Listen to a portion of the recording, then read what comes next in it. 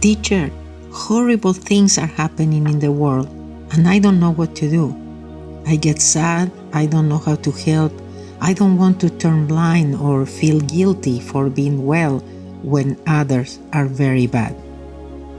The teacher answered, when you go to sleep, you turn off all the lights, but you turn on the one in your room. You are not in the kitchen anymore, you are no longer in the yard with the dogs.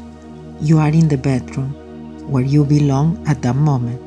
And there you turn on the light so you are not in the dark.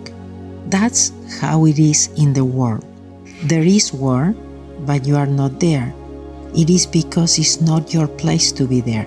And where you are, just turn on your light.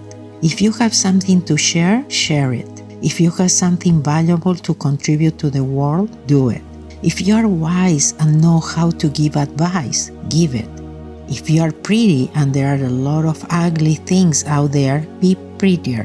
Be part of the beauty of life. The light turns on because on earth there are deserts and there are seas. If you had to be part of the water, why does the desert afflict you? If you had to be part of the desert, why those of the waters afflicts you? Everyone is where they belong. Call it karma, destiny, purpose.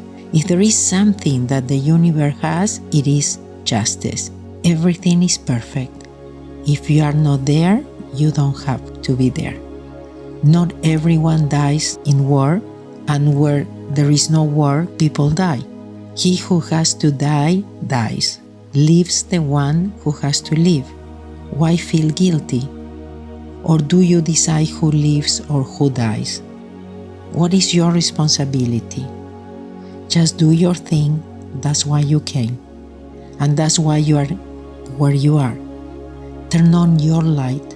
Start from the light, not from the problem, said the teacher.